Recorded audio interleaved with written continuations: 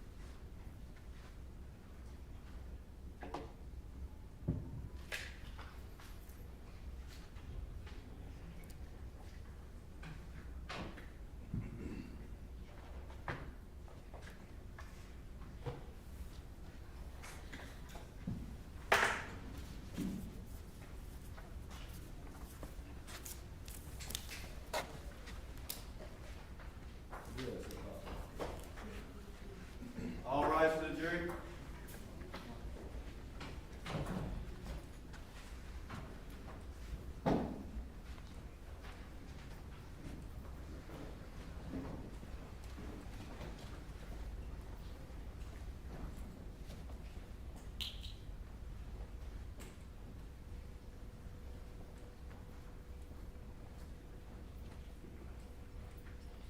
Thank you. Please be seated.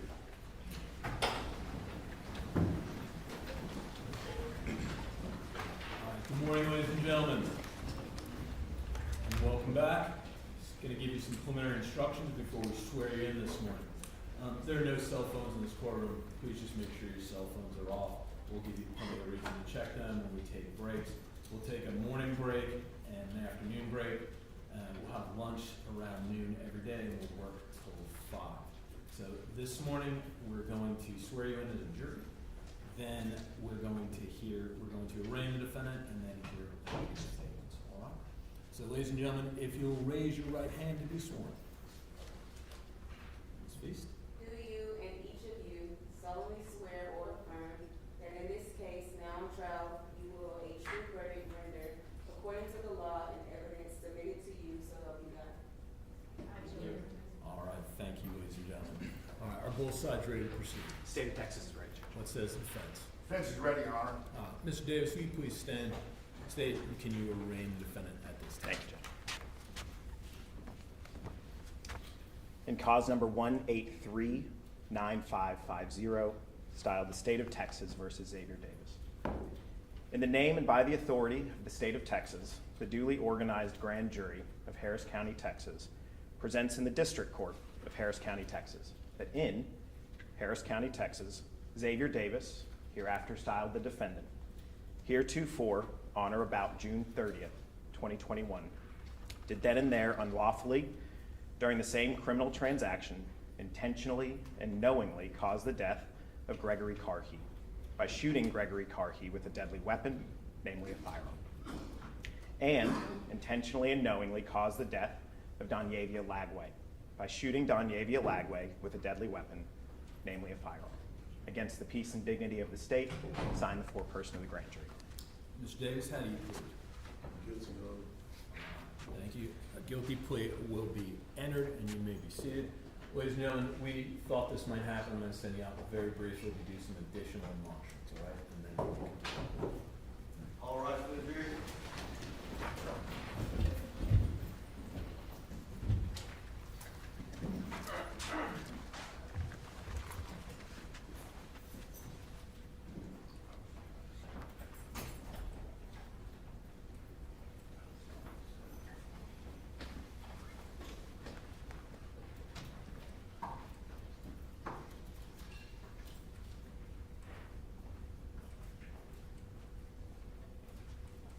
Thank you. Be seated.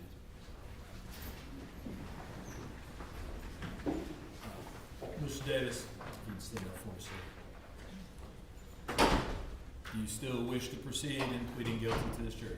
Yes, sir. All right. Understanding that you are waiving certain rights, you understand that? Yes, sir. All right. And that once you plead guilty to this jury, a guilty plea will be entered, and you will not be able to back out of this at this point. Do you understand that?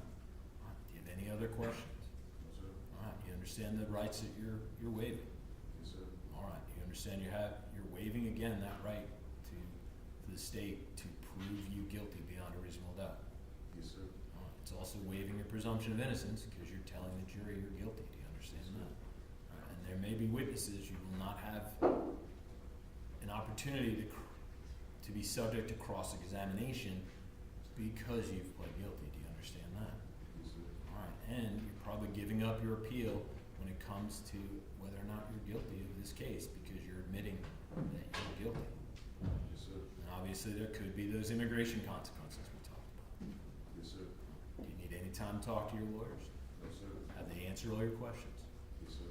Have any questions of me? No, sir. All right. Anything else either side wants me to inquire about the defendant this time? Nothing from the state, Judge. Nothing in regards to the defendant, but we would have a motion to be established. All right. You all want to come up for motions only? Yes, sir. Ms. Davis, you can be seated.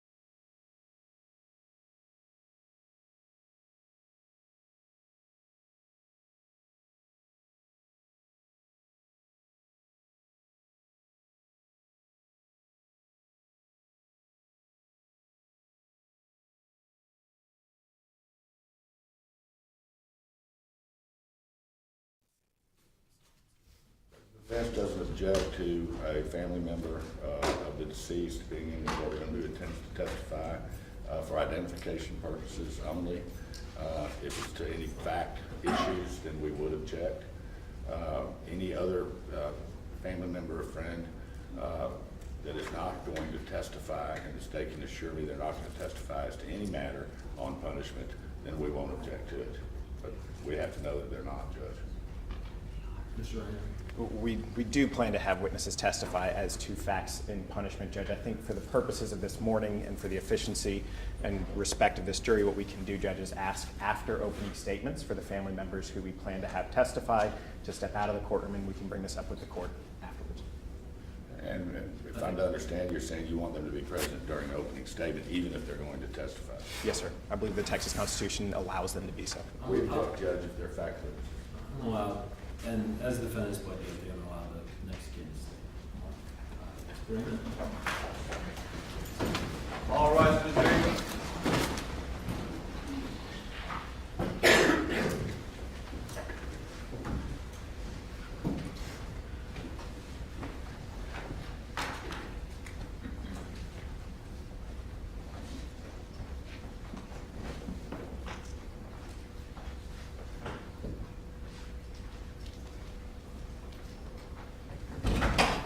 Thank you. Please be seated.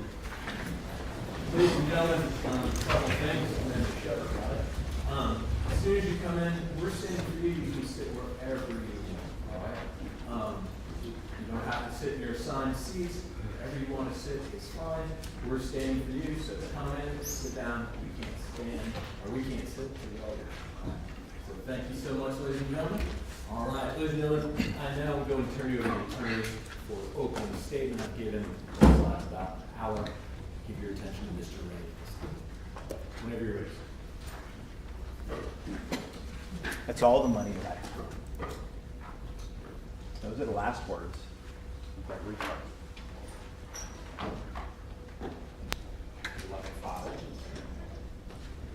friend, brother, cousin. 35 years old, he spoke his last words. They were the same last words that Donyavia Lagway heard. Same ones.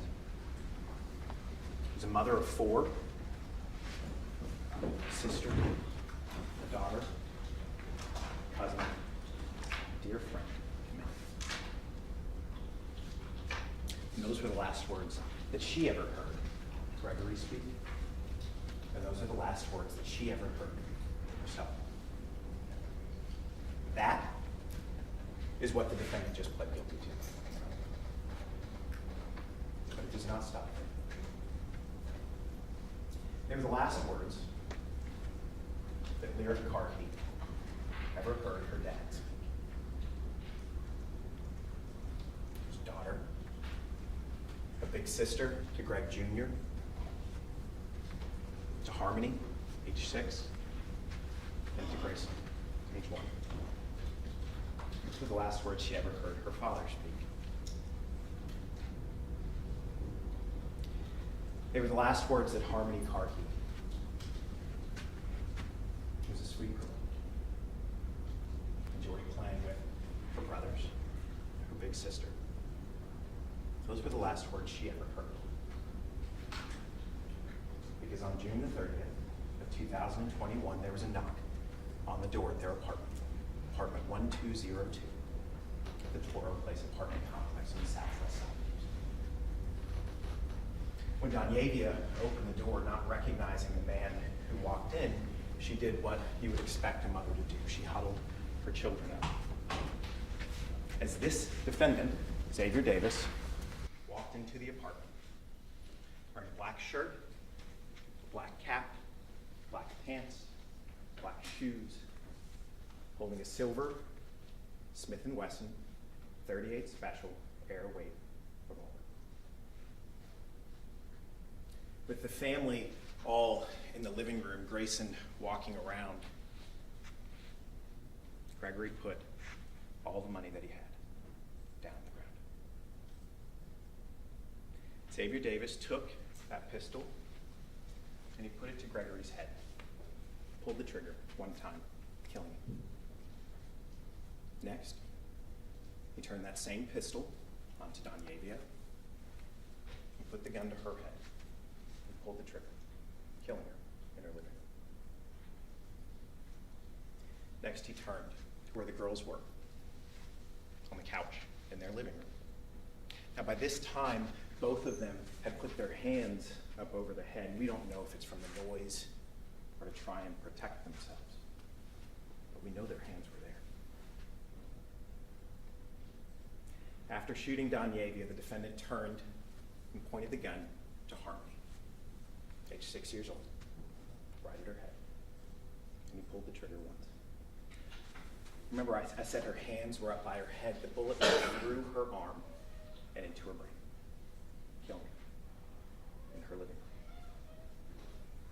Next, he turned and he pointed the gun to Lyric, at 10 years old, doing the same thing her baby sister was doing, hands up by her head. By some mercy, the bullet that Xavier Davis shot at her was stopped by the bone in her forearm. The force still knocked her to the ground, and that's where she stayed while he took the money and he left.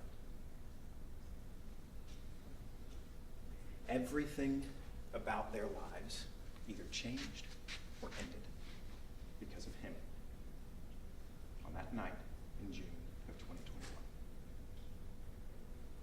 Now, Lyric, what she did is she picked her baby brother up and walking around her home in her living room, she started to check on her parents and on her little sister. As she was bleeding, carrying her brother from the bullet that left his gun and was in her arm, she picked up her phone and she called for help. She called her aunt, Jada, and begged her to come. Jada is Donyavia's sister. Then she called Tyrell, Gregory's brother, her uncle, and she begged for help. Both families rushed to the Toro Place apartments. Tyrell and his friends Dontrell Morrison and Deshaun Stamps got there first. They even beat law enforcement. And they went up to apartment 1202, up the stairwell, in through a blue door. And that's where they saw 3 of their family members dead in the living room floor. Tyrell grabbed Grayson, the baby. Dontrell took Lyric's hand, the one that hadn't been shot. And they walked them into their new lives as orphans. They went back up to the apartment and waited for law enforcement. Tyrell begging for his brother to get up. Get up. But he wouldn't. He couldn't. Now, law enforcement, as they arrived on the scene, it was pretty chaotic at first. There are family members from the Lagways coming over. There are family members from the Carhees. 4 gunshots had just rang out in an apartment. People's doors are opening. People are coming out to see what happened. How could this happen?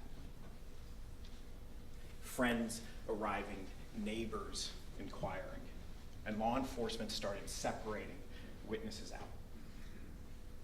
And then they contacted members of the Houston Police Department's Homicide Division. And you're going to hear from 2 homicide detectives, Detective Tracy Andrade and Lieutenant Joshua Horn, who are going to come and they're going to tell you about their investigation, what they learned when they arrived on the scene. Now, what Lieutenant Horn's going to tell you is that when he first got to that scene, he wasn't just looking for what he could see, but things that he didn't see were important to him as well. As they're processing that scene, they start to notice as they're moving furniture, as they're looking around where the bodies lay, that they don't see any cartridge casings. It suggested to Lieutenant Horn one of 2 things. Either the person who shot this family and killed them picked up their cartridge casings, or they used a revolver. Okay? Now, as they were processing the scene that night, as the night turns from June 30th into the early morning hours of July the 1st, there's a lot of unanswered questions that Lieutenant Horn and his team have. They don't know much about what happened. They just know who's dead. Now, as they begin their investigation, really to come up with the suspect, the person that you all now have seen plead guilty to this offense, they went back to their main station in Travis, just a couple of blocks from here, downtown. And they were all hands on deck. 3 people killed in the southwest side of Houston. One of them, a little girl. The Houston Police Department was all hands on deck. Now, what they started doing is creating flyers and trying to figure out where they can go canvass or for surveillance footage, because they were at a wall for hours and hours. Just one big question mark sat in front of them. Who did this? Early on the morning of July the 1st, they got an anonymous tip. And as they got that anonymous tip, they started to focus their investigation on one person, on Xavier Davis. One person and a couple of different locations. The first location was an auto car sales spot over off of Spencer Highway. The other one was a location over off of the West Fuquay, 4855 West Fuquay. The person who lived at that location is a woman by the name of Vertasia Jackson. She's the defendant's girlfriend, okay?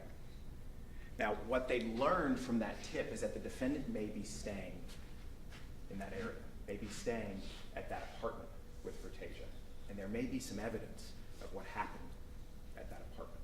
And as police started to try and corroborate this tip that they were getting, all of the evidence that they saw suggested that the person on the other end of that line was getting it right, that it was Xavier Davis who did this.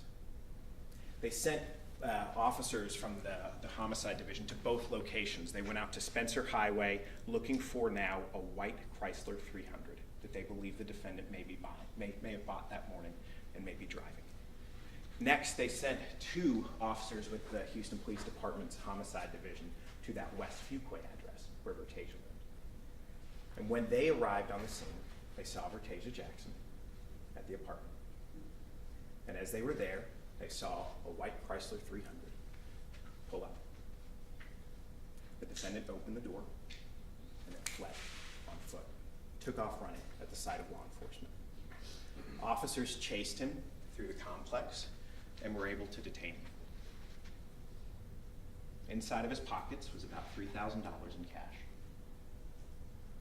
Inside of his pockets were 2 unfired 38 special Hornaday hollow point red polymer tipped rounds. 2. They spoke to Ms. Jackson and got consent to search her apartment.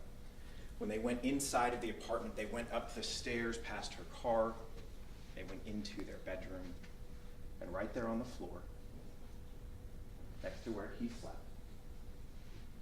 was a Smith & Wesson 38 special silver airweight revolver.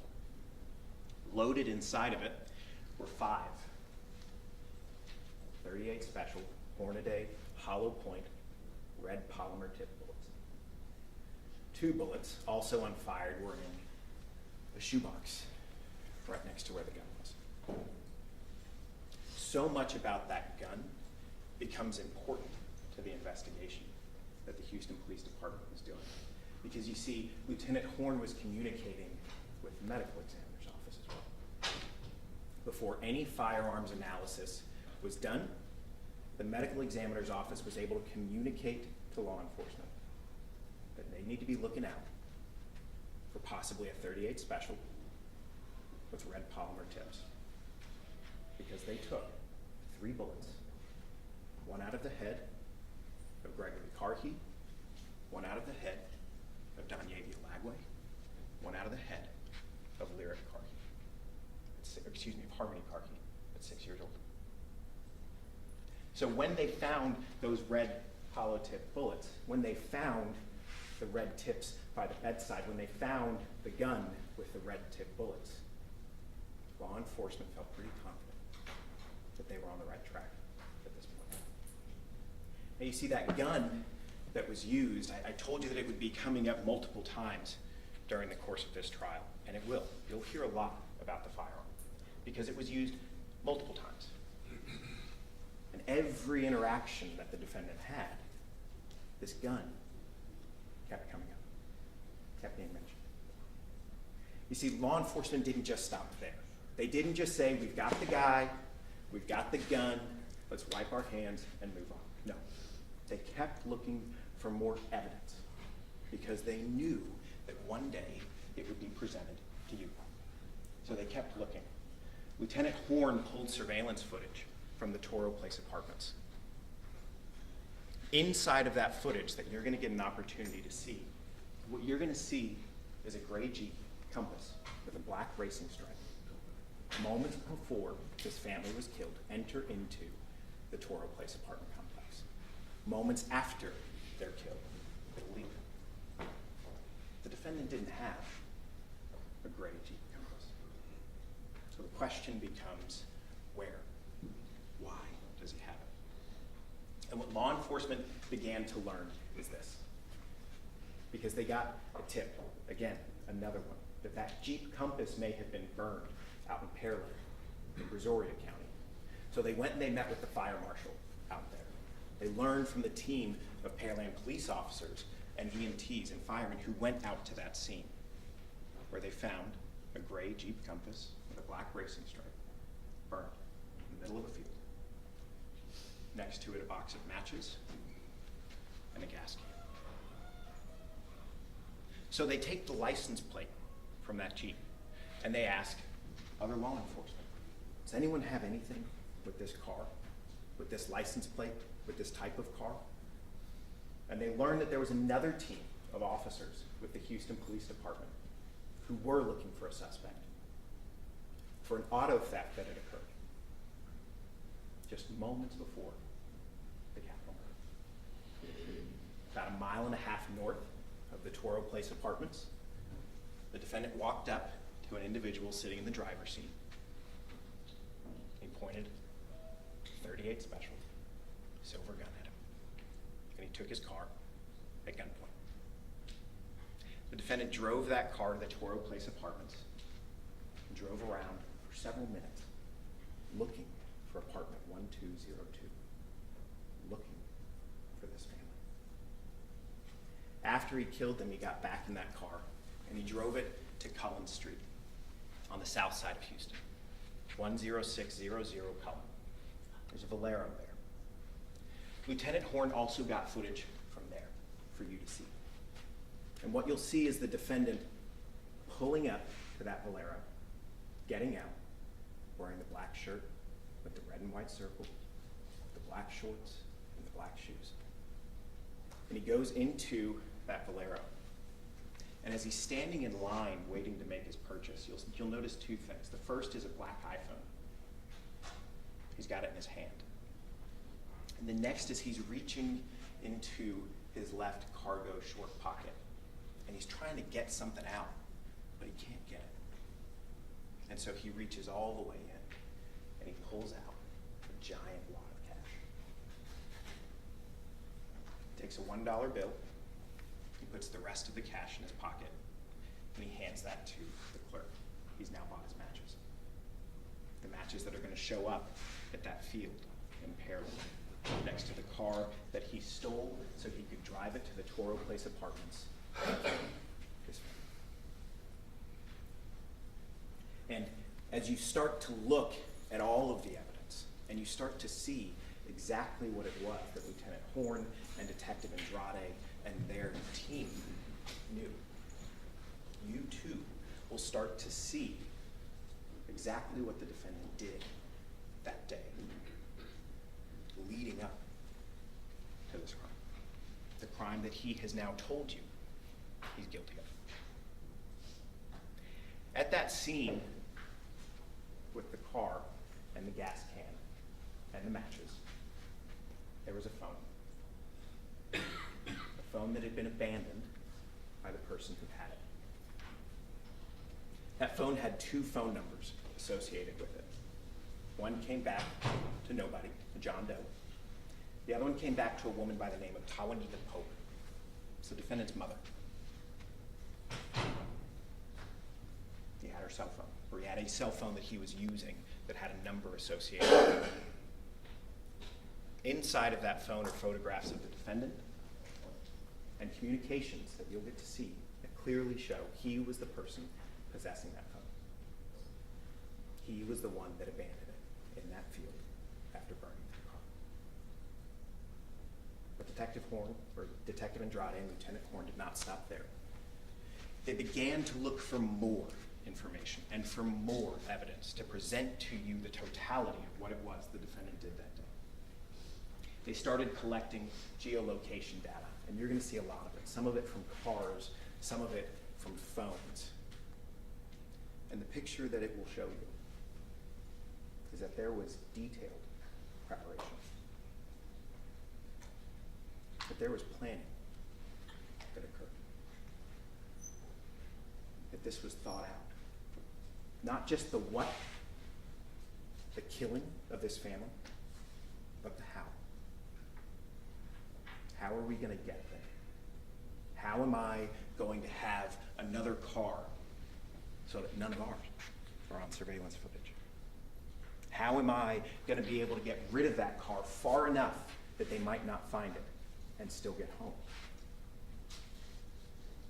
You will see the movement of the people that supported the defendant during the course of this act.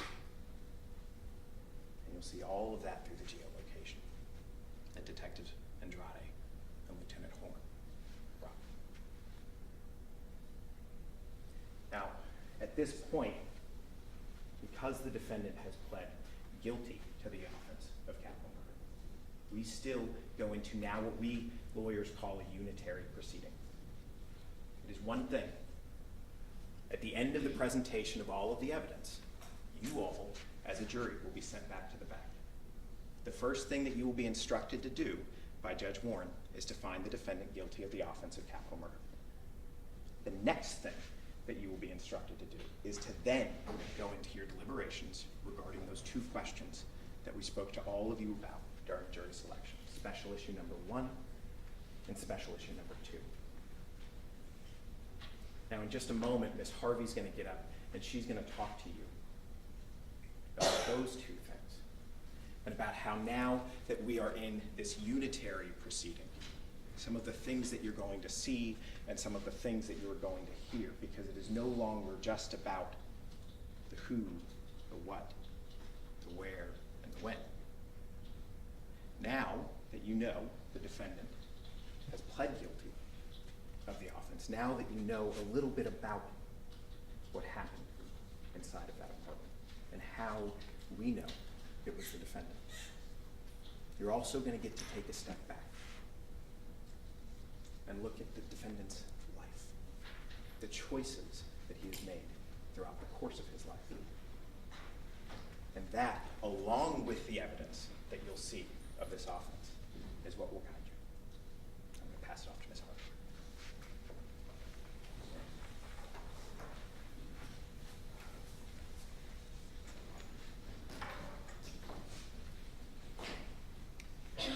Xavier Davis massacred a family.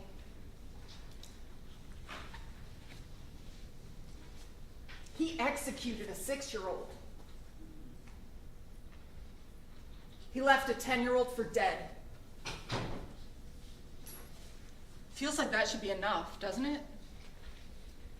It seems like if anybody deserved the death penalty, senselessly executing a 6-year-old girl, that should do it. But you know what? You don't have to rely on just that, because there's more.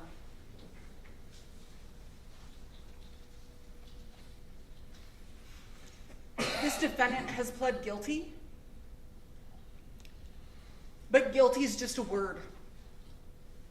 You're going to have to see Xavier Davis's actions. You're going to have to see every detail of the crime that he committed. Because if we're asking you to give him the ultimate punishment, you need to know. You need to know that after Xavier Davis was arrested, he went to the Harris County Jail, where his behavior has been nothing short of horrific. He spits on staff. He squirts them with every substance imaginable, from toilet water to urine to feces. He sets fires. He engages in riots. He floods his cell. He assaulted a guard, caused him a couple of stitches even. He tampers with everything from his electrical socket to the locks on his door. And he is manipulative, man. And he's going to try and manipulate you throughout this trial. But you're going to know. The evidence is going to show you exactly who he is. Xavier Davis committed his first crime at 13 years old. He stole a bike.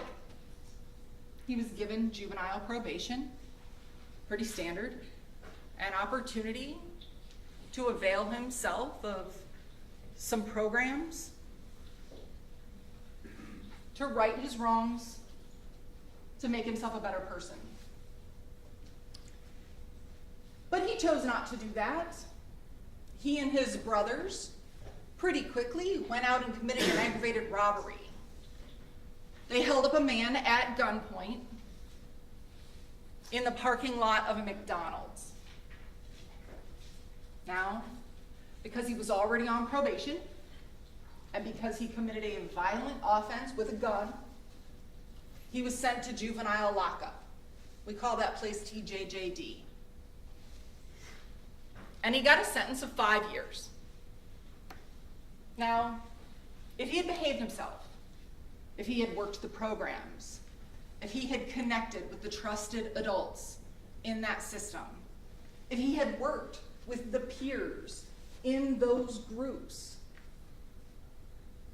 to learn about who you are and why you do what you do and make yourself a better person, if he had done those things, he could have had a new lease on life about the same time most kids get a driver's license.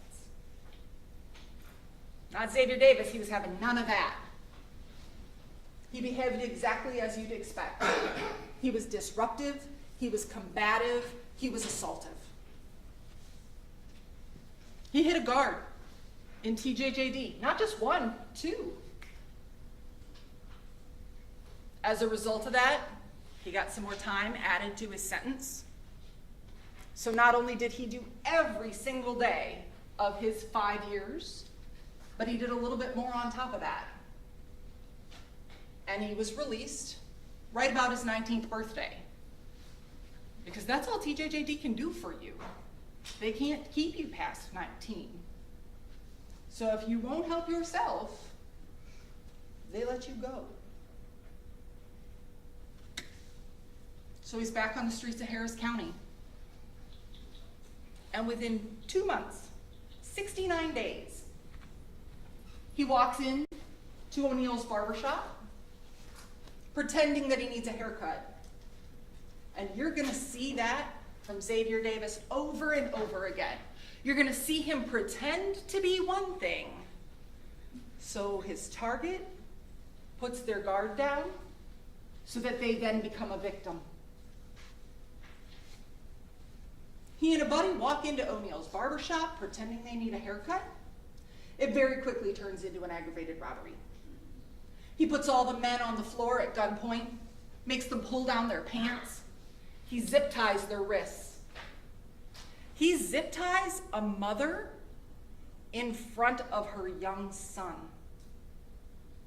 He hits a man on the head with a gun. He gathers up everything he can, and he takes off in Mr. O'Neill's car. And he's not initially caught. It takes a minute for the law to catch up with him. But not until he decides to take a second swipe at the O'Neills.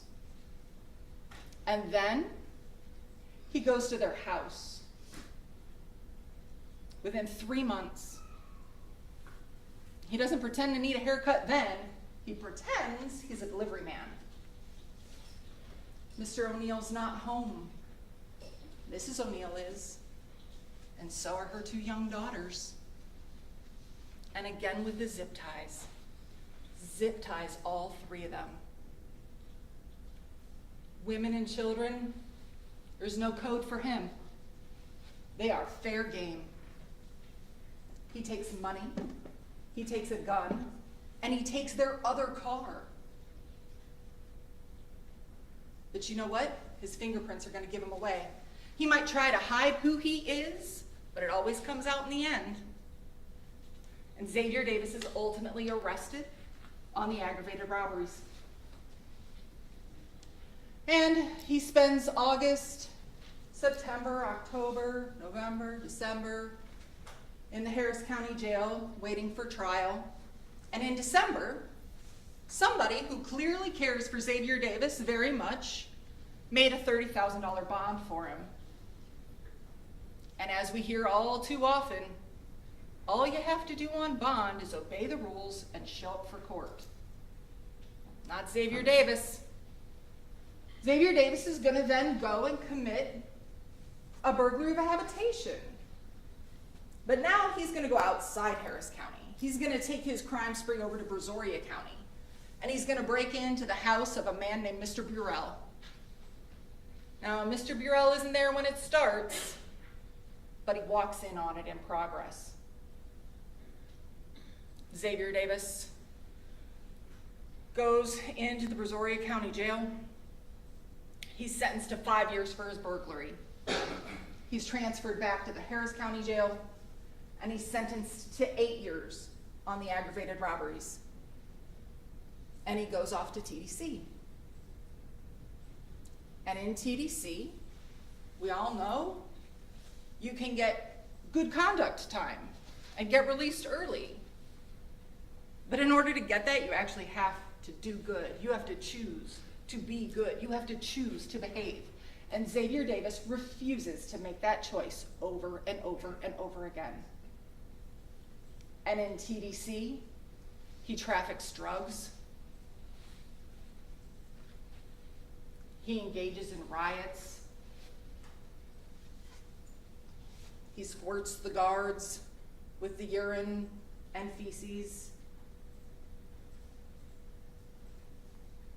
It's who he is. And he's going to pretend for you like he can't make a choice to be good, but we all know free will.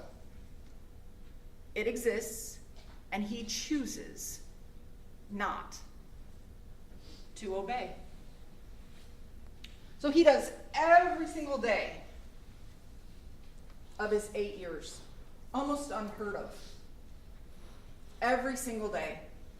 And he gets out in February of 2021. February, March, April, May, June. At the beginning of June, the police are called to Xavier Davis's girlfriend's house. They're investigating an aggravated assault with a deadly weapon. And Xavier Davis is charged with that. But he's not there to arrest, so they issue a warrant. Within a couple of days, he takes a handful of pills, gets concerned that maybe he's taken some fentanyl, so he goes to seek medical attention. But he can't do it as himself because there's an open warrant for him. So again, he pretends. He pretends to be something he's not. He pretends to be his brother. He's released from the hospital pretty much before he even gets checked in. It's mostly a false alarm. Xavier Davis is fine. In fact, he's fine enough that the next day,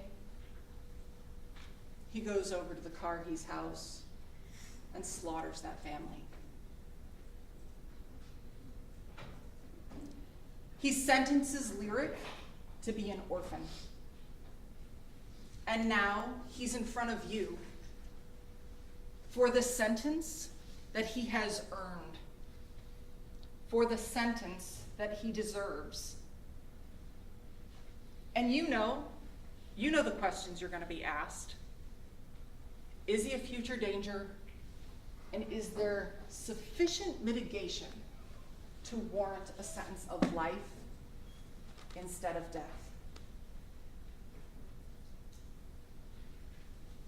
This plea of guilty, these are just words. We know what his actions are. Don't let him pretend to be something else. Don't let him fool you into letting down your guard so that he can make Harris County another victim. You know what the questions are gonna be, and when this trial is over, you're gonna know what the answers will be. This case is a yes, no. The defendant deserves death, and that's what we're gonna ask you to sentence him to.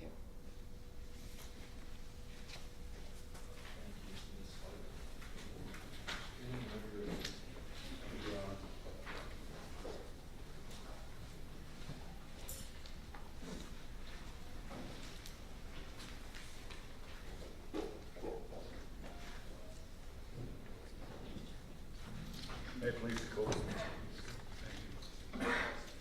Ladies and gentlemen of the jury, it's been almost 4 years that I've represented Mr. Davis.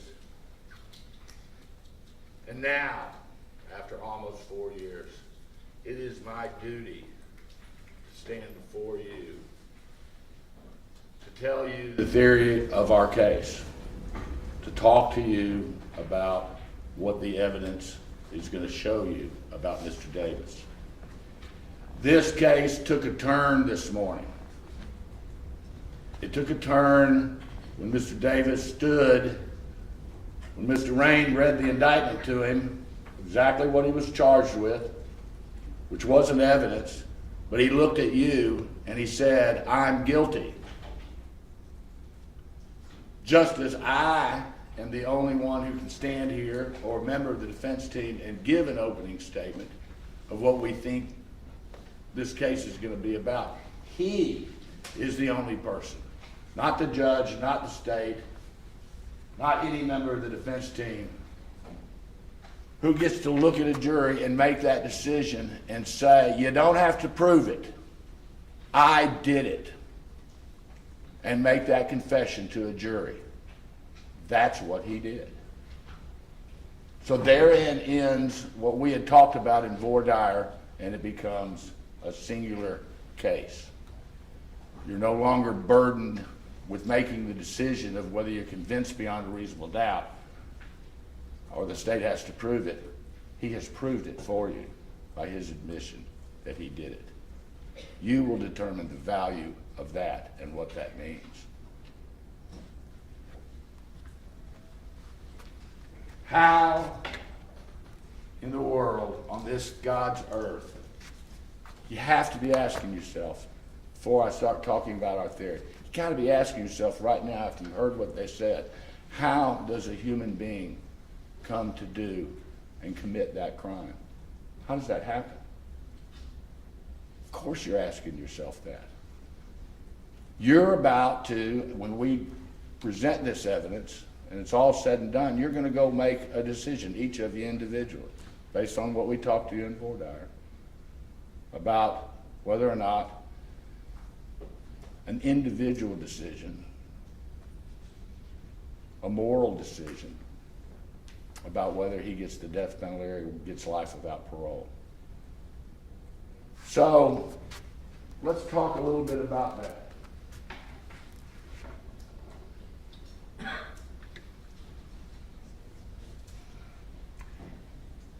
One of the things that you're going to have to think about is what, even though he pleads guilty and has pled guilty and you're going to find him guilty, the first thing the judge is asking you to do in this case is to go back and look at all of the evidence and the circumstances around the offense.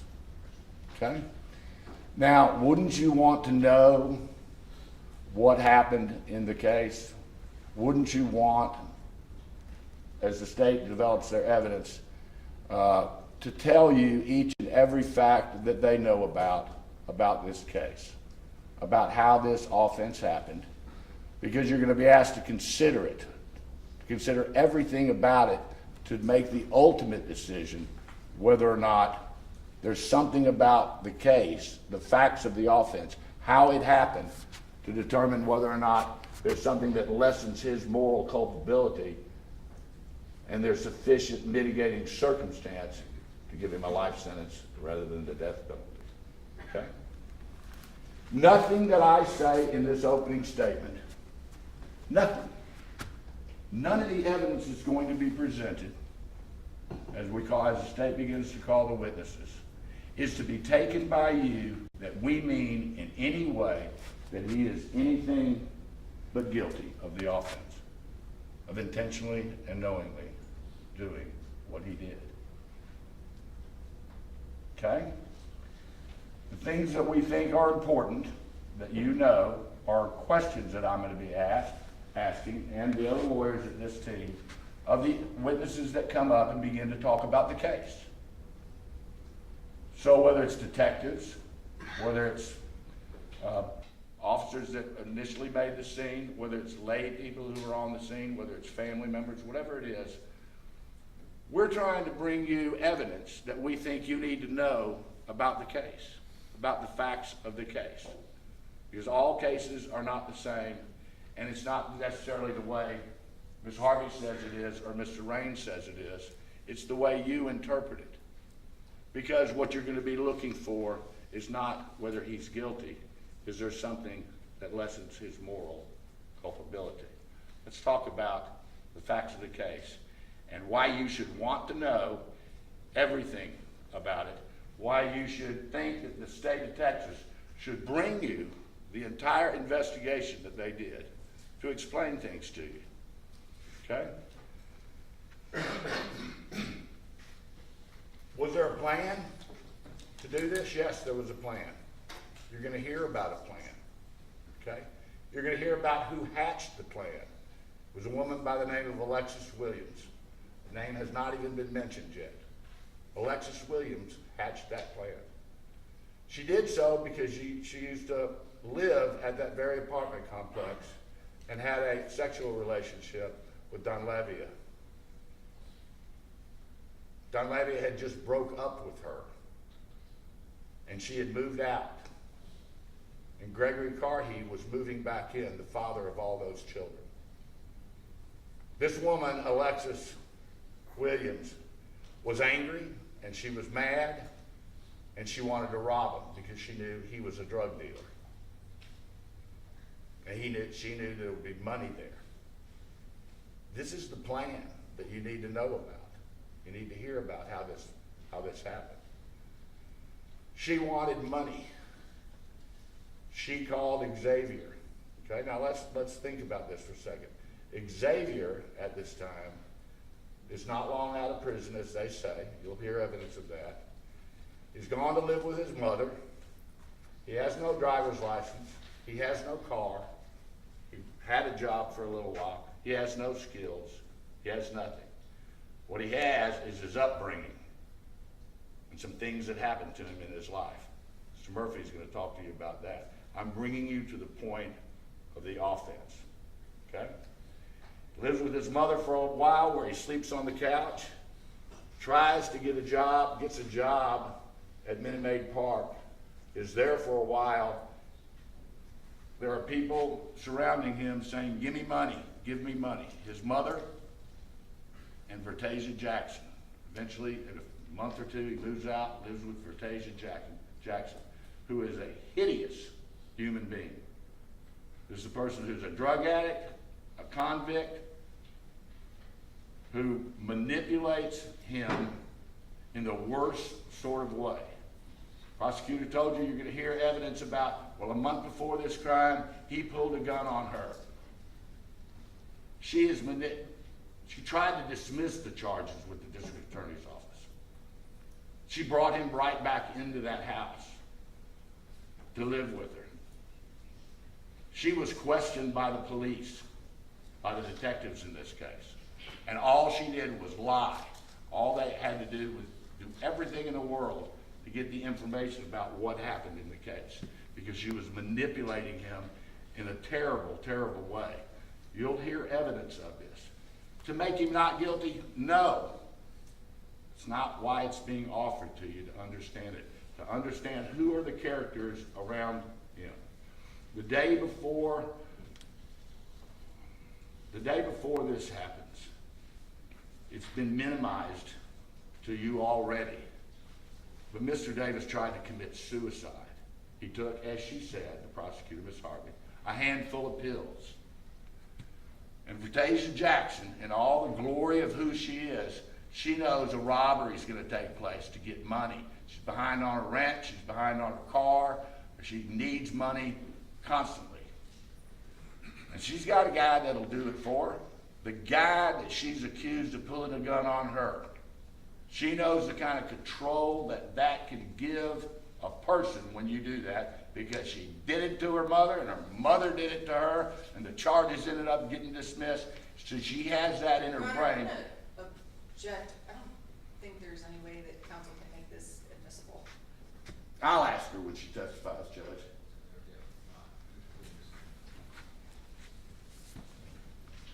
So this is the kind of person that's doing this, okay? She says, uh-oh, here's my boy. My boy that's gonna do this robbery with Alexis Williams. She knows about it. She puts her finger down his throat, calls the ambulance, calls the police come, there's body cameras of him standing outside an AutoZone store.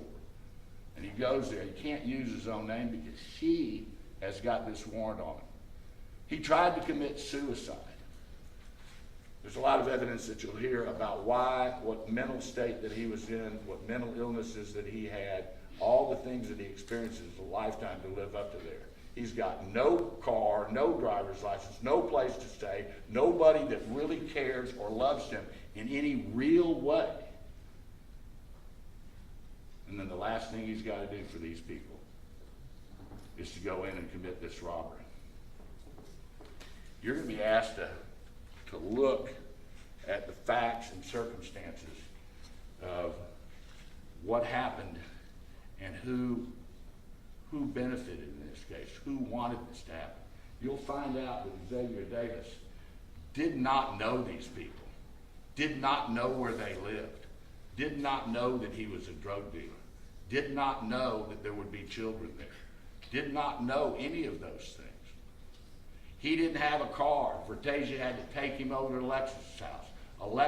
Alexis or her sister would have to take him to get the car that he used to go in there.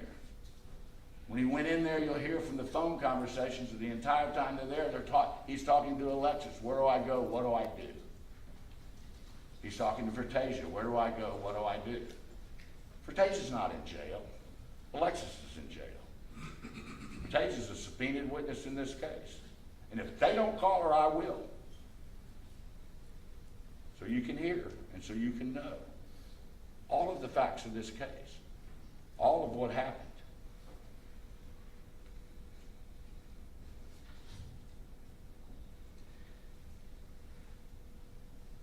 When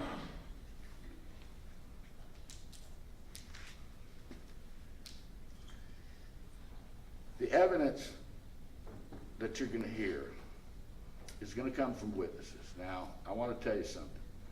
They're not state's witnesses, they're just witnesses. And I don't have the opportunity to call them first. The state decides who they want to call. If they want to call Vertasia, they can. They can't call Alexis Williams because she's in jail, charged with this crime as a co-defendant, as a lawyer, not going to testify. They could call Vertasia if they want to. They could call a number of people that appeared on that scene who had all kinds of things that they saw and things that would happen. They could call the brother of Gregory Carhill, who showed up on the scene and actually did take her or get her to the hospital, Lyric to the hospital, but took his phone and did things to hide the facts of what were really going on there with the drugs and the other things that are in that apartment, to clean all that stuff up. A lot of things happened over there in that apartment afterwards. Does it make him not guilty? No. Do I tell you this, that somehow this is Gonna make you find him not guilty? No, the judge is gonna tell you to go find him guilty, and the reason is because he told you that he is. That's that. What we're doing here is something completely different. Now, that is part of it. We intend to ask these witnesses questions on cross-examination, as if there are witnesses, to bring the evidence to you that we think you need to hear. So I want you to look at it that way when you hear it. We think the state's leaving something out. We think they're not giving you the full picture. They're not telling you the how and why and the motives and all that. The motive was for money. There wasn't a plan to kill anybody, though it did happen. And you're responsible for it, Ms. Davis. Which he accepts. Now, I'm going to frame to you right now a question that needs to be answered for you. And that question is this. And it's how we're going to present the evidence that Mr. Murphy is going to talk to you about in just a few minutes. The question is this, and think about this. How does it come to be that one of the most innocent things in the universe, which is a baby, could be born with all that God gives him in his image and likeness, in all of its purity, is handed over to two parents with the proviso that you take care of this child, that you clothe this child, that you feed this child, that you shelter this child, that you educate this child, that you protect this child, that you comfort this child, that you do all the things that God is asking you to do when he gives you the most precious gift that he can give you as a child. That's what this case is about. It's no longer about whether he's guilty or not. They're going to ask you to kill him by your verdict. So you need to know everything about him and his family.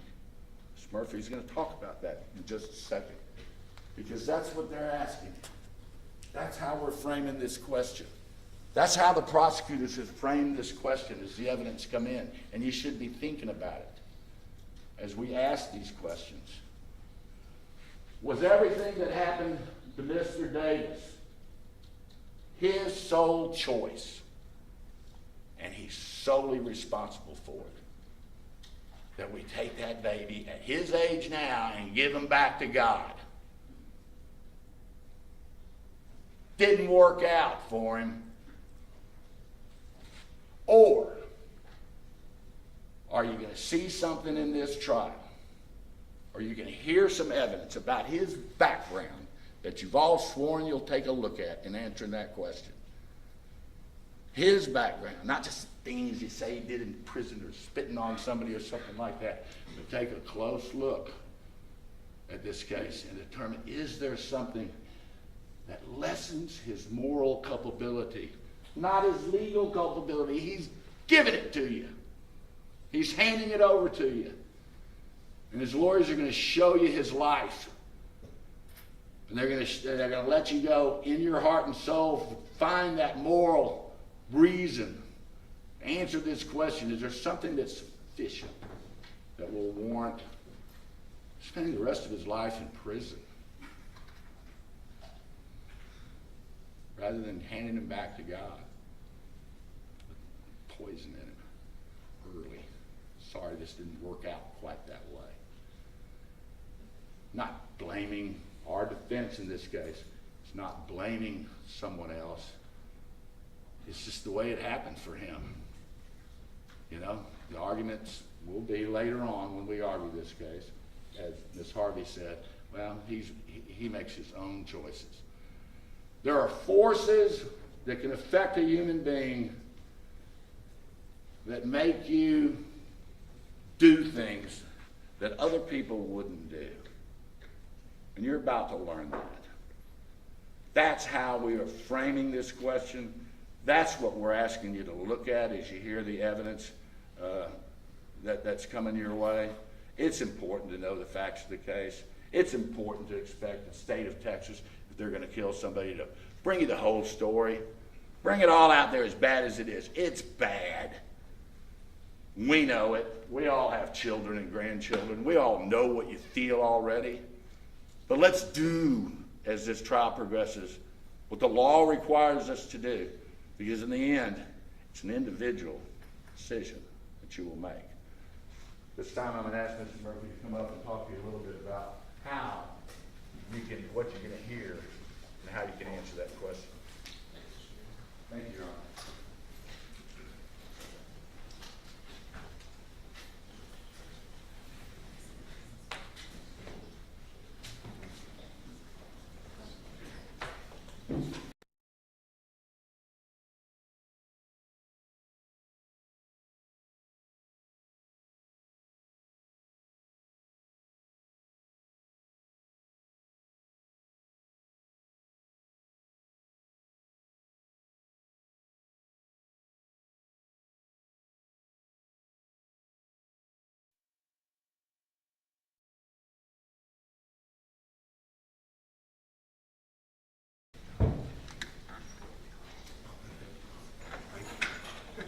Is everyone quiet down on the record?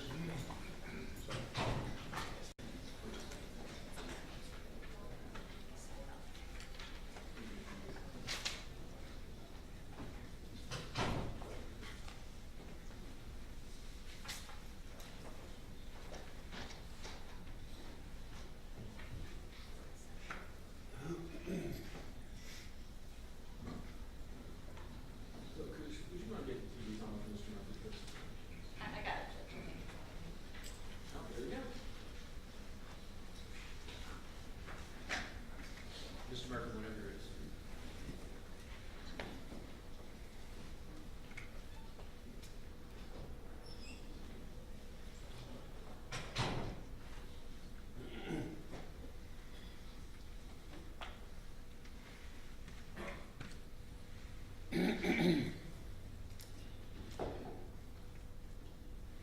Mr. Davis is guilty,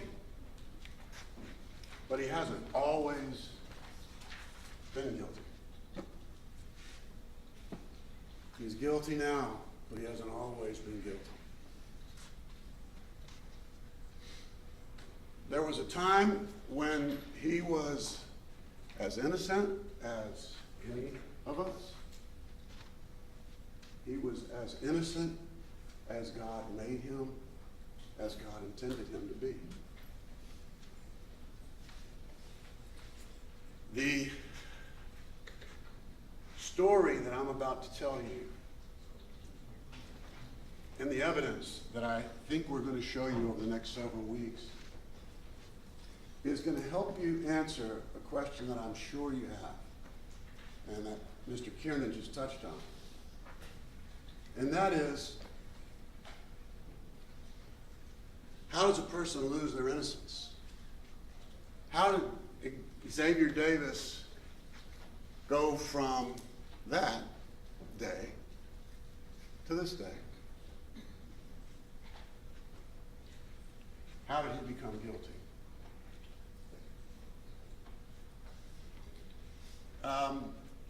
It would be natural for us all to think, well, the story must begin on his birthday. It must begin when he began. But it doesn't. Sadly, his story begins several generations before him. And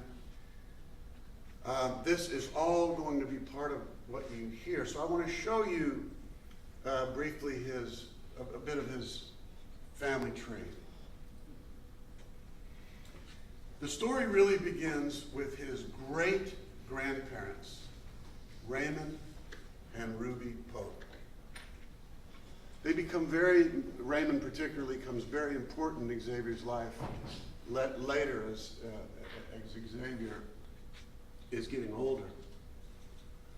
But Raymond and Ruby are, by all accounts, great people. Raymond was a Navy veteran, a hard worker. Ruby was a loving mother and grandmother, and she ultimately had rheumatoid arthritis and dealt with health issues. Raymond was such a great guy and a wonderful guy, and ended up having all of these people in his house. And he did for them before he did for himself. You'll hear a story that when there was no food in the house and there was not enough to eat, Raymond would give his food to the kids before he ate. So Raymond and Ruby were, by all accounts, wonderful folks. And they lived at 5017 Airline Drive, and we're going to talk more about that. But in that house, they brought home their children. One of them is named Rosalind. Rosalind is Xavier's grandmother. Rosalind is still alive today. The sad story of Rosalind is that she was hopelessly addicted to crack cocaine. Her whole life, she did crack cocaine. Everybody knew she did crack cocaine. She did it in front of people. She, in order to get, and it feels awkward and odd saying this. I'm taking a quick aside. It feels awkward and odd saying this, and being what may sound to you as critical of her and others. It's particularly difficult knowing that Xavier is right over my shoulder and the depth of the pain this must cause him. But it is what it is. It's the truth.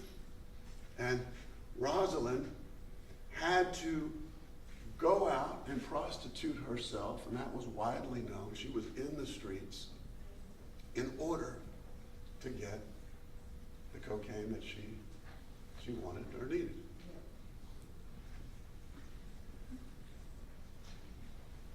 Rosalind gave birth to several children, and the fathers of these children are unknown.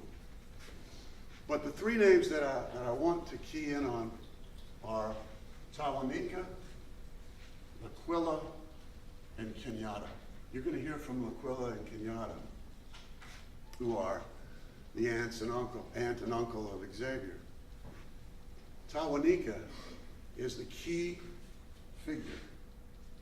She's the critical character in this story, because Tawanika is Xavier's mom.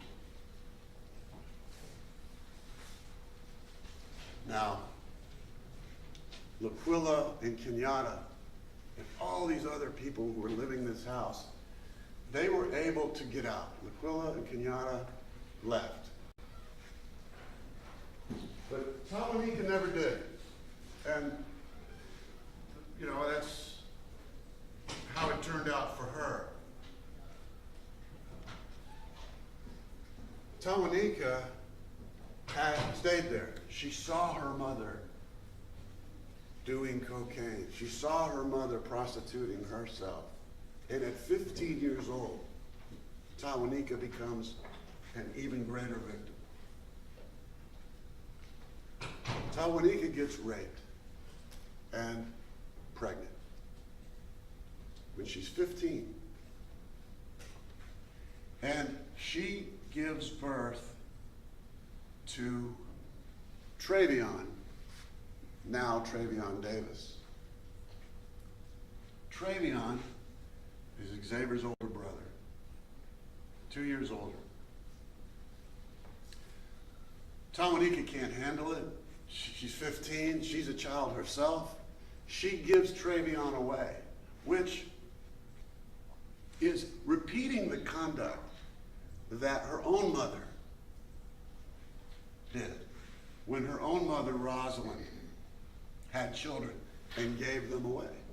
Literally gave them away. Laquilla will testify about that, and as she'll say, thankfully gave me away. I didn't have to grow up in that atmosphere, 5017 airline, but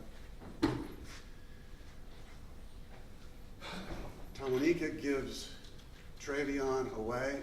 2 years later, Tawanika meets and has a baby, she's 17 now, with a guy named Joe Davis. Joe Davis is Xavier's dad, and Joe Davis will be also part of this trial. They have another baby named Keith. So the three boys are Travion, Xavier, and Keith. Tawanika, after she has Xavier, brings Travion back to the house. So they're all three together. Now, Joe Davis, the father, who is he and what's he about? Well, it won't surprise you that his background is very similar. His mother died when he was 7. He had 7 siblings. He moved around from place to place, just like you will see Xavier did. He never graduated from high school. And as Travion says, he says that Joe was angry and mad at the world when he was sober, but he was a drunk, and when he was drunk, he was nicer. The testimony will show Joe to be a big drinker and a big pot smoker. And assume, you know, the implication of all that is, of course, that he was just medicating himself. But apparently when he was drunk and high, he was a calmer guy and a calmer influence, but he never stood up to Tawanika, and that becomes important. So they lived at 5017 Airport, and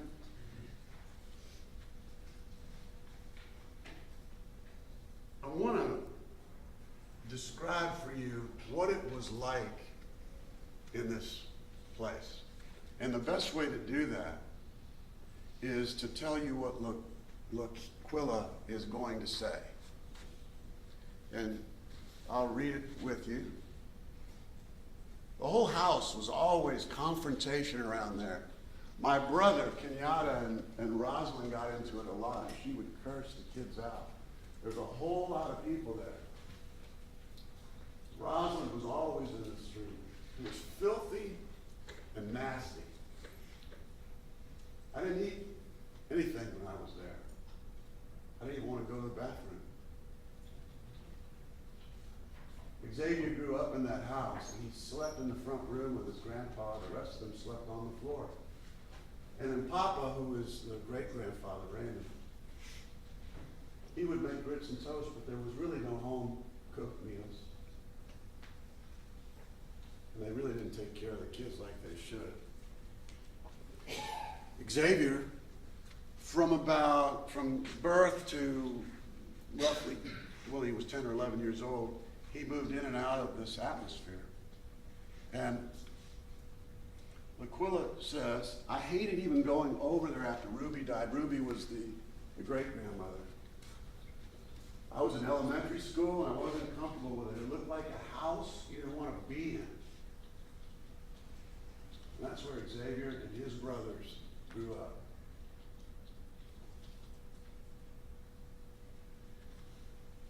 I would see them on the weekends, and I was happy I wasn't raised with them. Every day, I thank God I wasn't raised with them. That's what life was like. Kenyatta Pope, who Laquilla's brother, Rosalind's son, Xavier's uncle, put it very succinctly. I knew what was going to happen if they kept living in that neighborhood. Kenyatta is a very strong personality. He is going to fill up this whole courtroom with his with his anger at his sister Tawanika, with his anger, with the circumstances that were beyond many of their control. And he is going to describe what it was like living there, how they went without food, how, as I told you before, his grandfather, Raymond, would give them food, and he wouldn't have any. And he, Kenyatta, would leave a little extra money at the house because he knew that, and he would leave without telling his papa, because he knew that his papa wouldn't take it. So, I'm sorry. Oh, go backwards here. So there we are, 5017 Airport. I want to describe for you what the neighborhood was like. Just a little, it's called a Sunnyside, and it's just a little south of the South Loop. And what we've done is we've asked somebody who does this for a living to come in and give us some statistics about that neighborhood that shows what the neighbors were like, what the schools were like, what the income of the people was like, just so you get a sense of this, not just that one house there, but the whole neighborhood. And I'm going to show you some slides that are going to be difficult for you to see. But I'm going to do the best I can here. You see all of these maroon dots? See the maroon dots? Those are houses that we can establish that Xavier lived in from between 2000 and 1996, when he went off to the Texas youth prison. And if we count them up, 1, 2, 3, 4, 5, 6, 7, 8, 9 different places. That is a minimum of the number of places that he lived in, his parents moving him around. He spent most of his time in the 5017 place. Why is he moving so much? You know, that's not a healthy thing. He's moving so much because his parents don't have any money. They're not able to support themselves, much less a family with 3 kids. So they get an apartment, and they get evicted. And they get an apartment, and then they get evicted, and have to continue to move. We'll talk in a minute about the little yellow boxes, which are schools that he attended. But I want to stick on this to show you this neighborhood a little bit.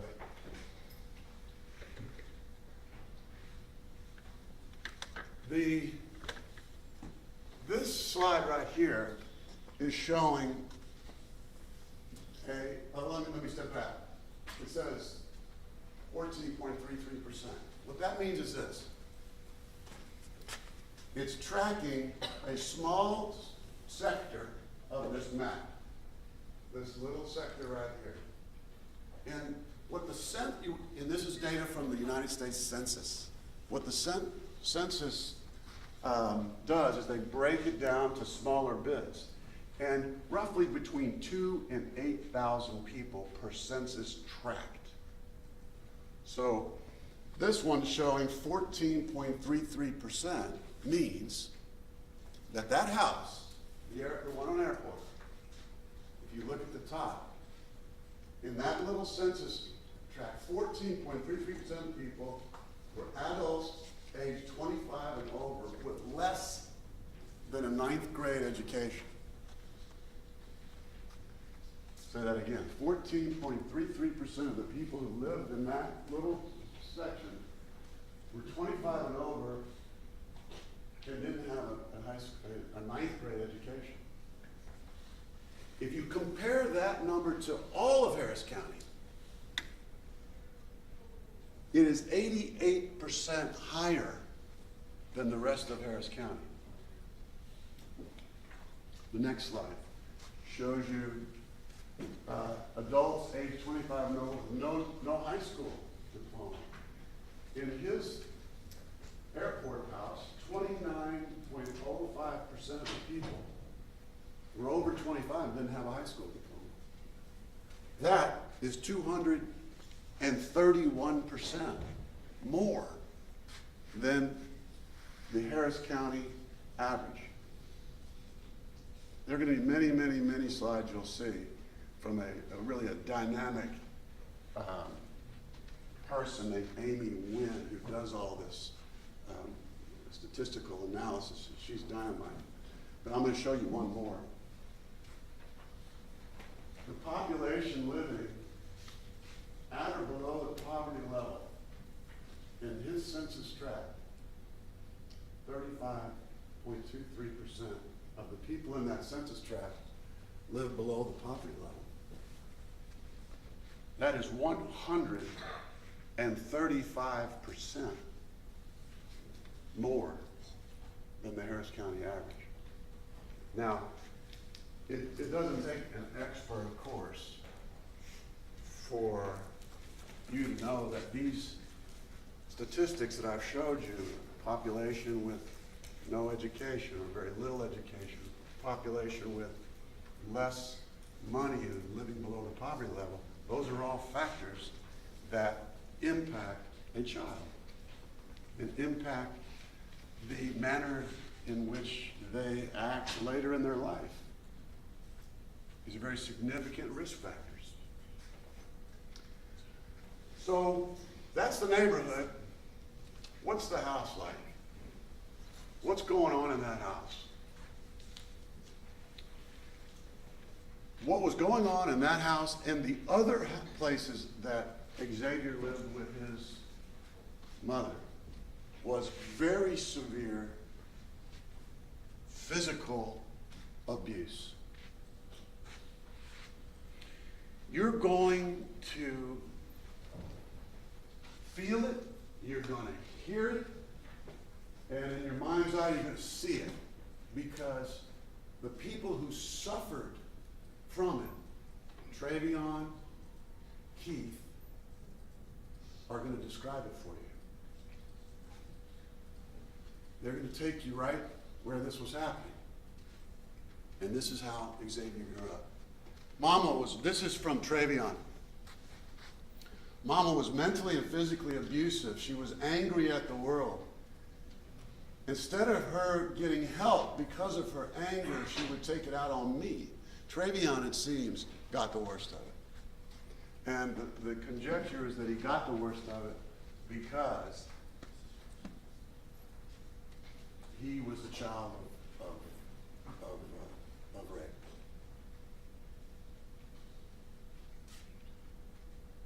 I remember getting a whooping and slapped in the face at 3 or 2 years old.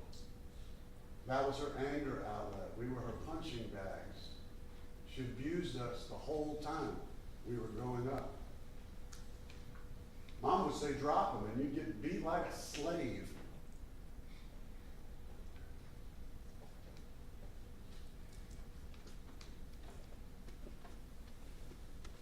It got out of hand.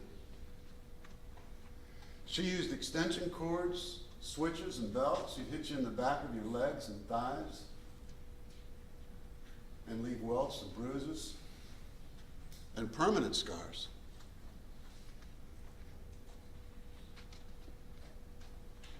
Xavier used to run, and it wasn't just like 2 minutes. He used to run and hide under the table and under the bed, screaming and hollering. After a while, his whooping got long and drawn out, and they went on for a while, like 15, 20, 30 minutes. And Joe, the dad, never stopped it. He whooped Xavier too when Xavier did stuff, but he only used the belt. Sometimes I felt bad for Xavier, but I was like, what can I do? If you go over and knock on the door, you'll get whipped too. You can hear it from the bedroom. When you've been through it, you know what's going on in there. I saw deep scars on Xavier's thighs, and I still have scars to this day. She was, by all accounts, beat up her children. There are CPS events later, which I'll get to. But let me give you fast forward a little bit. Don't expect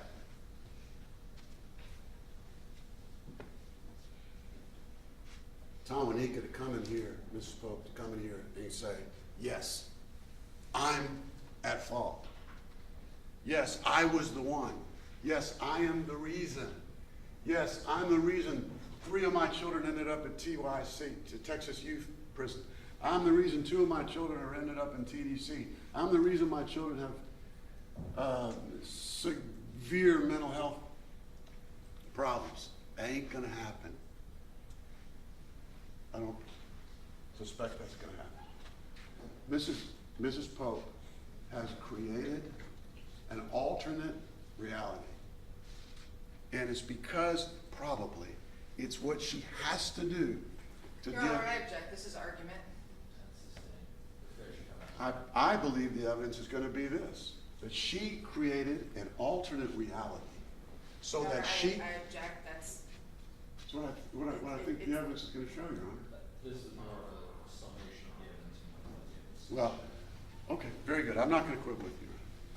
You're gonna get a chance to weigh her testimony, to evaluate her, and to see where she's coming from, and to try to figure out in your own mind why she's won't accept the responsibility that she's definitely earned. She was also very emotionally abusive. She would curse the children, ultimately abandoned them, I'll tell you that story. She showed no love to them and provided no stability. So let's go back to the maps. Sorry. And by no stability, I said that we've seen 9 different places in this period of time. If we count the schools, it's 14. Okay? He lived in at least 9 different places, went to at least 14 different schools. They may not all be different. He would go out of school and then maybe come back to the same school he was in before, but 14 school changes. So no time for him to develop bonds with neighbors, no time for him to develop bonds with community, no time for him to develop bonds with teachers, no time for him to develop bonds with mentors or to make mentors. He was moving around all the time.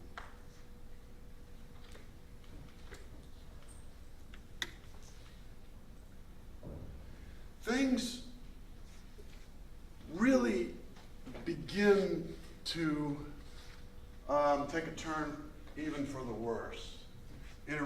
Starting in around 2005. Xavier's 11, starting to get into adolescence. He's out of the house a lot. He's on the streets a lot. He's smoking marijuana. He's having sex. He's doing things that a child of 12 or 13 years old shouldn't be doing, including committing crimes. But there wasn't a mom at home saying, where are you? There wasn't a food on the table at the end of the school day. There wasn't a teacher calling saying, hey, that we know of anyway, hey, Xavier's got these issues. That's not happening in his life. And in 2005, he's exhibiting very serious mental health issues. Ends up in a mental health hospital. That hospital is called Intracare Hospital. This is in 2005. He's 12 years old. He's doing drugs. He's exhibiting mental health issues, ends up there, he spends 2 weeks in a mental health hospital as a 12-year-old. When he gets out of there, first of all, he is diagnosed as having bipolar,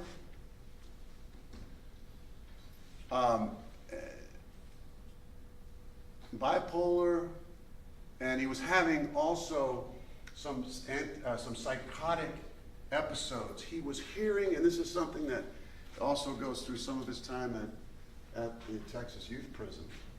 He was hearing voices, and he would hear the voice mostly of his great-grandmother Ruby. And here we are for the first time on medication. They give him Depakote and they give him Zyprexa. It is very clear to the healthcare professionals that there's something wrong and he needs help. This is when he's 12.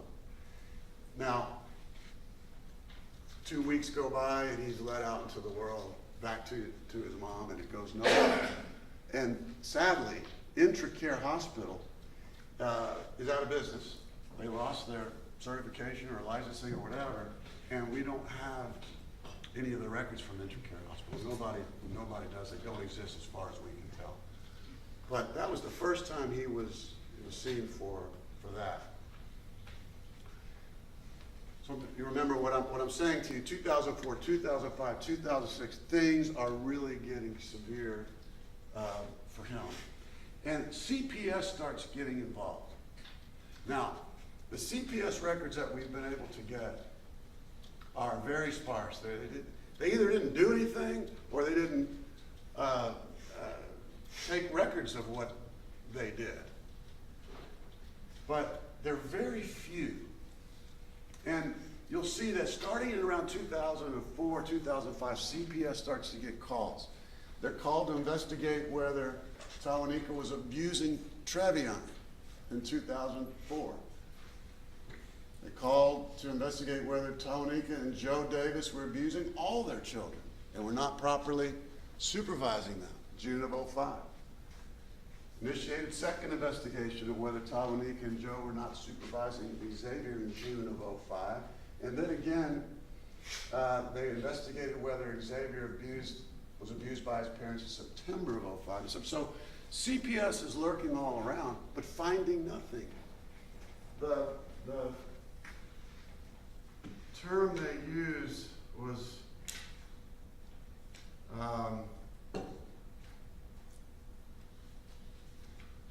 undetermined, is my memory. Is undetermined.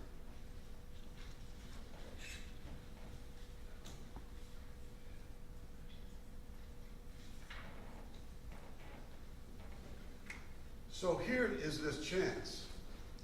Well, let's move to 2006. 2006 is the critical year. It's in a way, it's the end. It is truly the end for him, in a manner of speaking. There's before he's in prison and after he's in prison, and that occurs in the end of 2006 when he ends up in Texas Youth Prison. Throughout 2006, things go on a very quick and very steep decline. Tawanika throws Joe out of the house. She hooks up with another boyfriend. The new boyfriend and Xavier and the boys don't get along with him. Tawanika throws her kids out of the house. And you know where she takes them? To Joe Davis. You think, oh, hey, that's what you should do. Take them to your dad. The dad was living in a car. Takes all three kids, takes all three kids, drops them off at the car where Joe Davis was living. They're sleeping in a car. This is in the spring or summer of 2006. He can't handle it. He's got nothing. He takes them to his sister's house. He ends up, guess what? Right back at 5017.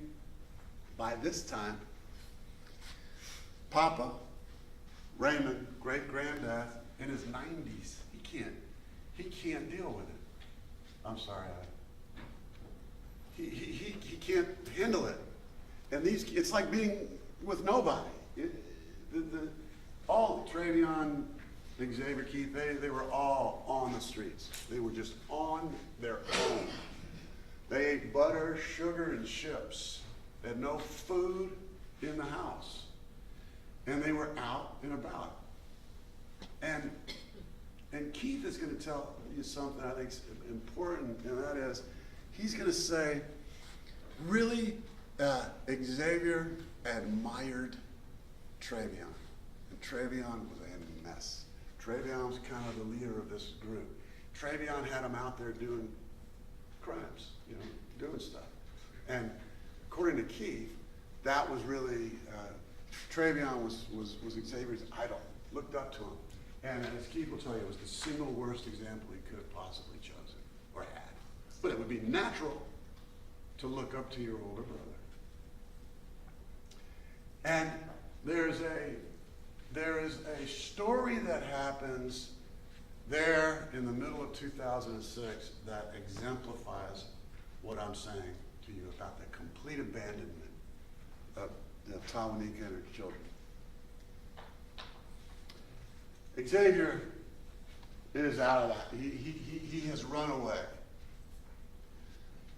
Joe calls the police. Joe was living in Pasadena, I think, at the time, or South Houston, something like that. Hey, Xavier's run away. I think he might be over at his great-grandfather's house on Airport. The Houston police go over there, open the door, and there is Xavier Davis. The police officer gets on the phone and calls Tawanika. Right, okay, call the mom. Tawanika hangs up on him. Bam, hangs up the phone. Police officer's thinking, you can't just hang up on me. No. He calls her back. And she says, she doesn't say, oh my gosh, I was been so worried about Xavier. What she says is, I'm not taking him back. Do not bring him to me. Complete end of the line abandonment of her relationship to him. So here we are. He's about to commit, at the end of 2006, Xavier's about to commit an aggravated robbery at a McDonald's. That aggravated robbery sends him off to the Texas Youth Prison. So it's good to take sort of an inventory right now. What is it? Where are we now before that happens? Keith Davis is going to sum it up for us. He says, Xavier is my favorite brother. He always looked out for me. He took care of me, had my back. He made sure I was fed even if he wasn't. Even if he couldn't make it to school, he made sure I was in school.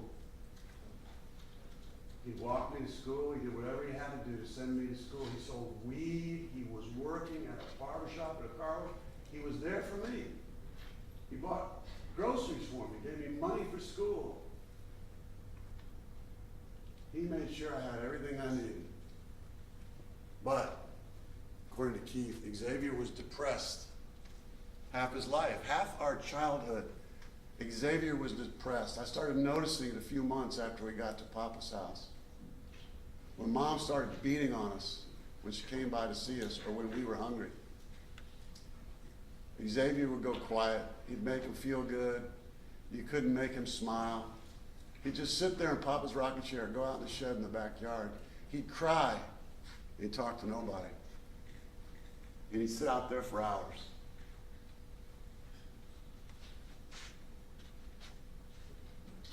It wasn't long after that he committed the aggravated robbery that sent him off to the Texas Youth Prison. So, what happens there? you'll hear us describe, say the words Texas Youth Commission, Texas Juvenile Justice Department. Same thing. It's where children who had committed crimes and have been found delinquent got sentenced to go be in prison. And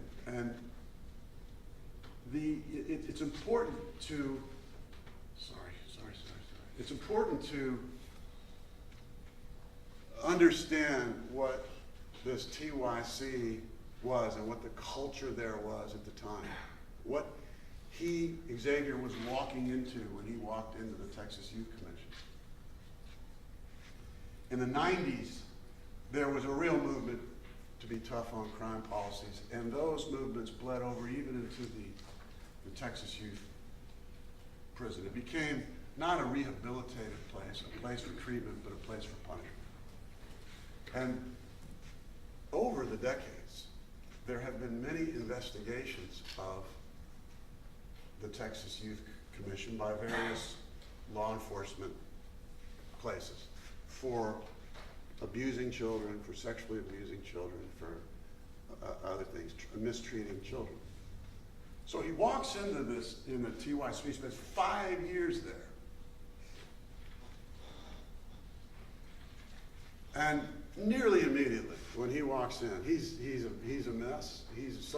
The fights start almost immediately. He gets beaten up by what appears to be a gang of guys within the first month. And he's diagnosed with bipolar, ADHD. And his 5 years there in TYC are really marked by isolation. That was a form of punishment. When you broke the rules, they put you by yourself in a cage. Many suicide attempts, lots of fighting, and lots of medicine. Over this time at TYC, these are the diagnoses that he had.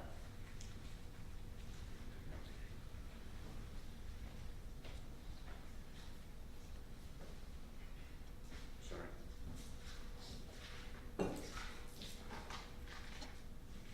Okay. He was diagnosed with having ADHD, so it's something we're all familiar with.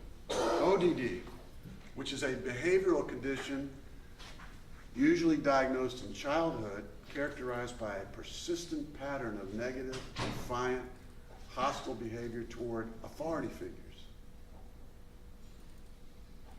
Bipolar disorder, which is a mental health condition characterized by extreme shifts in mood, energy, activity levels, periods of intense highs and intense lows. Antisocial personality disorder, a mental health condition characterized by a persistent pattern of disregard for and violation of the rights of others. Mood disorder, a mental health condition primarily affecting a person's emotional state, characterized by extreme emotional highs and lows, such as depression or mania. Conduct disorder, impulse control disorder, psychotic disorder, major depressive affective disorder, which is characterized by persistent sadness, loss of interest, and other symptoms that affect your daily functioning. He was seen by the mental health professionals there, and that's the list, the laundry list of things that he was diagnosed with suffering from. These are the medications that we've been able to glean from all of the records that they gave him over that time. Zoloft, Concerta, Trileptal, Wellbutrin, Tegretol, Seroquel, Trazodone, Depakote, Depakane, Celexa, Prozac.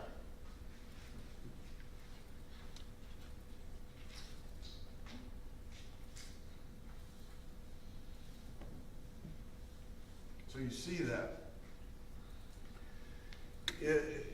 The doctors at these places were obviously very concerned about his mental health.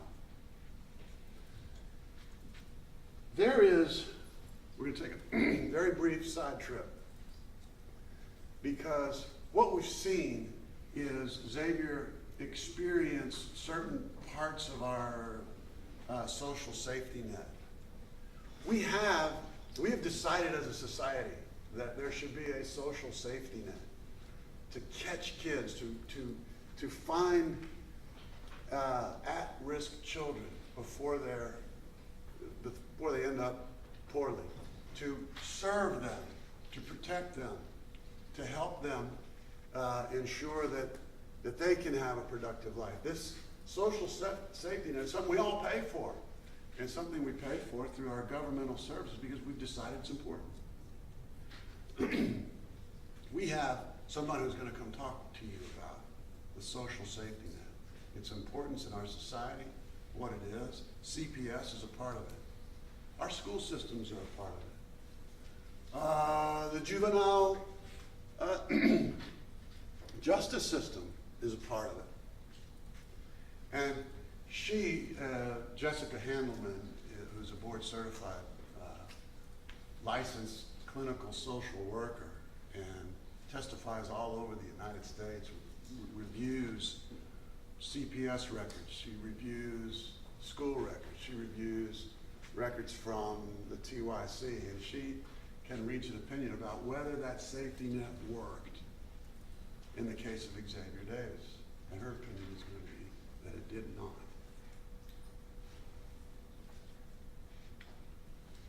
So he gets 5 years in TYC in this environment. He gets out. Not long after that, he's back in TDC. He's now, which is not a surprise to anyone. He's now in grown-up prison, spends 8 years there. There are a couple of things to note that I think will be helpful for you. Which, by the way, that's our goal. Our goal is to give you information to help you answer these critical questions and make what must be, or may be, one of the most difficult decisions you'll ever make. But one of the several things in these TDC records that I'd like for you to be ready for. One is, it appears that there's no gang activity. There's some question about whether Mr. Davis got into a gang when he was 11, 12, and that's when that all started. But at TDC, where it's very important to them to keep tabs on this, on the inmates, to see who's in a gang, what gang they're in, because you don't mix the Crips and the Bloods, and you don't put them in the same cell, that kind of thing. It's very important to the authorities there at the TDC who are pros. They're professionals. They have said that there was no gang affiliation. That it appeared that to them that he was not involved in any gang activity. That, I hope, is something that you'll find important. You'll also see that there were no physical assaults of guards. I know that there's been disrespectful behavior of guards that you heard from Ms. Harvey. There certainly is no excuse for it. But what you're also going to be interested to know is, did he hurt anybody? Physically hurt anyone? Is there a guard who's going to come in here and say, he punched me in the back? The answer is no. Is there an inmate who's going to come here and say, this guy hurt me, assaulted me, jumped me? The answer is no. Those are the big takeaways from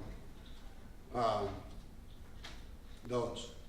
So he gets out, as you know, out of TDC. He's only out for a few months, and then these murders happen. There are two main events that are important for you to consider that occurred during that time.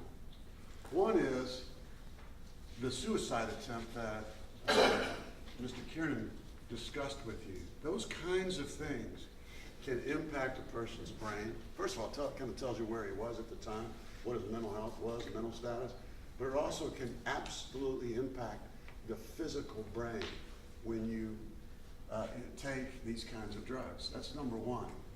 But number two, there is a video that you will see that will be hard to watch.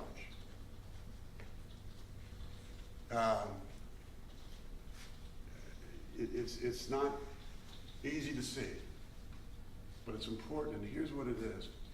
We're not 100% sure when it happened, but it was in the time leading up to the murders. Somebody posted this video on some social media. It is Xavier in a fist fight with another guy, an unknown person. The video is a minute, maybe. And Xavier is going around this guy, and the other guy doesn't appear very scared, and there's a reason for that. He hits Xavier one time, knocks him down, gets on top of him, and then picks Xavier up and throws him to the ground so violently that Xavier is knocked out. He then stands over the knocked out Xavier Davis and hauls back and punches him as hard as he can right in the face.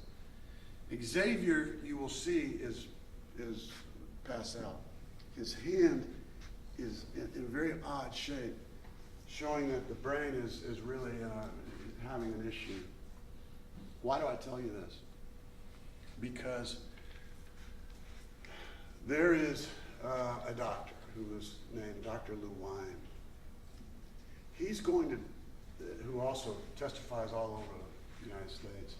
He's done special testing on Xavier's brain. Just recently. And this testing, you can actually see the damage in Xavier's brain. He, on a part of the brain that's very important to emotional regulation, to decision making, to controlling behavior. And what Dr. Lagway says is, I don't know where that brain damage came from. I don't, it could have come from the long history of just childhood abuse that happens over the period of Xavier's childhood. But it could have also come from a brain trauma, a brain injury.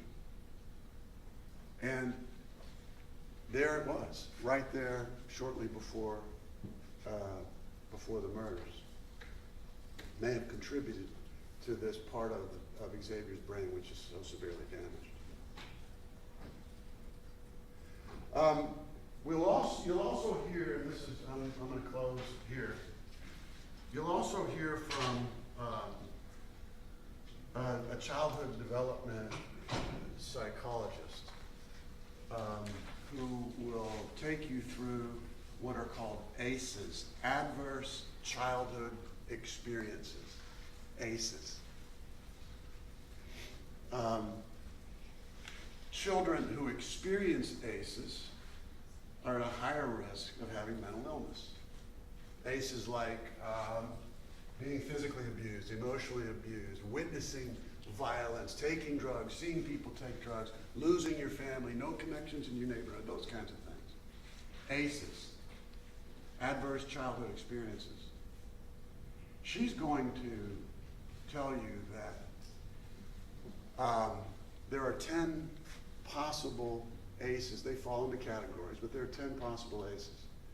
And after reviewing all the records, after meeting with Mr. Davis, after meeting with his family, other witnesses, she will say that Xavier experienced 10 out of 10 ACEs in his life. Where is he today? Well, we'll have a doctor who will come testify about where he is today.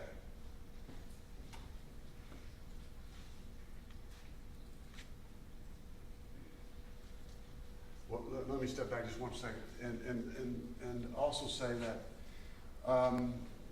the doctor who's going to discuss ACEs with you is also going to discuss this idea of intergenerational trauma. It's an idea that's very accepted in the field of psychology. And what it means is that trauma that occurred before you were even born can impact you. And it can even find its effect from one generation to the next through gene expression. That's a possibility. Prenatal exposure, of course, if you had fetal alcohol syndrome, that kind of thing. But parental behaviors, intergenerational trauma. So he is diagnosed, well, you'll hear from another doctor who is going to tell you that after his visits with Mr. Davis, after his discussions with other witnesses, after his review of all these records, he's going to say that Xavier has many disorders now, including a type of schizophrenia, a depressive disorder, and others. And all of those disorders impact his brain functioning and his ability to think rationally and to make appropriate decisions. So, I fear I've taken too much of your time, but I'm hopeful that this will be helpful as we go for the next few weeks for you to put into place, into perspective, the evidence that you're going to hear. Also knowing that all of this, as Mr. Kiernan told you, is not intended at all to be an excuse for what happened or to make him not guilty in any way. And ultimately, it's our hope that this story of Xavier Davis and everything he went through will help you. It will just help you make a decision about these very, very important special issues that we all discussed in jury selection. We discussed there's the guilt part, got that, and now what do we do? And now you're in the what do we do part, and it's our hope that we're able to help you make that decision. Thank you.